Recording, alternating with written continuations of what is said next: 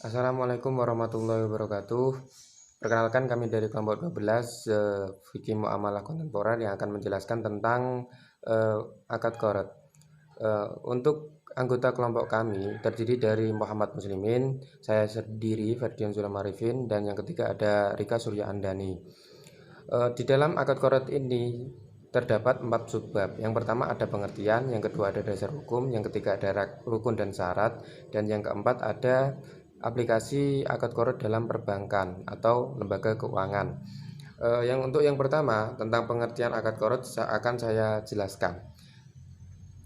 Qorad berasal dari kata qorodo yaqridu qordon yang bermakna qot'un atau memotong, dikarenakan seseorang memotong harta bendanya untuk diberikan kepada orang lain yang akan dikembalikan di kemudian hari.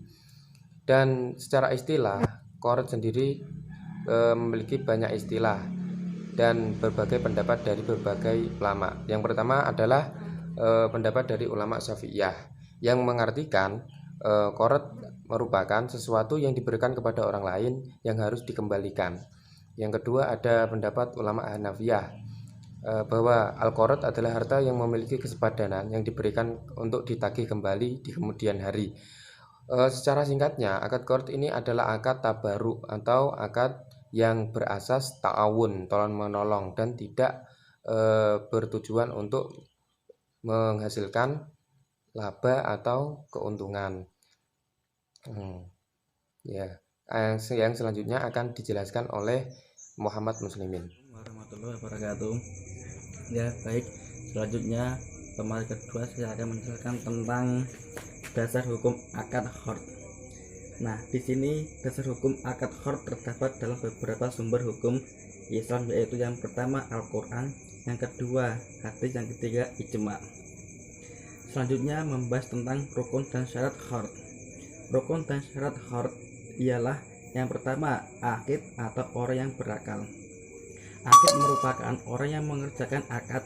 Dalam qorad dikenal dengan mukhrid atau orang yang memberi hutang, dan muqtarid orang yang memberi berhutang. Seorang akid harus memenuhi syaratnya, yaitu balik dan berakal. Menurut Imam Syafi'i terdapat 4 orang tidak sah akadnya. Yang pertama anak kecil, yang kedua orang gila, yang ketiga hamba sahaya, yang keempat orang buta. Selanjutnya objek utang atau muqtarad. Objek utang piutang harus memenuhi syarat-syarat sebagai berikut. Yang pertama benda bernilai, yang kedua dapat dimiliki, yang ketiga dapat diberikan kepada pihak yang berhutang, yang keempat telah ada pada masa perjanjian dilakukan. Selanjutnya sigot atau ijab kabul. Akad ialah perikatan antara ijab dan kabul yang mengindikasikan adanya kerelaan dari kedua belah pihak.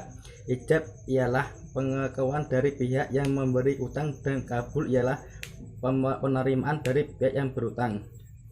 Selanjutnya, dari penjelasan di atas dapat disimpulkan bahwa rukun qorad ada 4, yaitu A. Mukhrid, yakni orang yang memberi hutang. B. Muqtarid, yakni orang yang berhutang. C. Muqtarad, yakni barang yang dihutangkan. D. Sigot atau akad, yakni ijab kabul. Ya, terima kasih. Materi yang selanjutnya yaitu mengenai aplikasi akad qorad dalam perbankan syariah. Yang pertama yaitu sebagai dana talangan haji, yang kedua yaitu sebagai pinjaman tunai, di mana nasabah diberi keleluasaan untuk menarik uang tunai milik bank melalui ATM.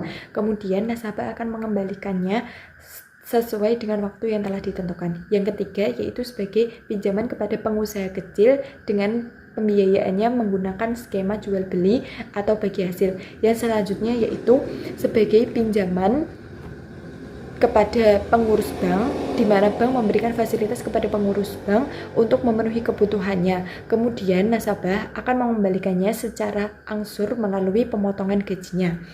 Nah, ketentuan mengenai pelaksanaan al-qorad ini sudah dalam lembaga keuangan syariah sudah dijelaskan dalam fatwa DSN MUI nomor 19/DSN MUI 4/2019 2001 tentang KOD yang mengatur hal-hal sebagai berikut. Yang pertama mengenai ketentuan umum Al-KOD, yang kedua ada sanksi, dan yang ketiga ada sumber dana yang diperoleh Al-KOD,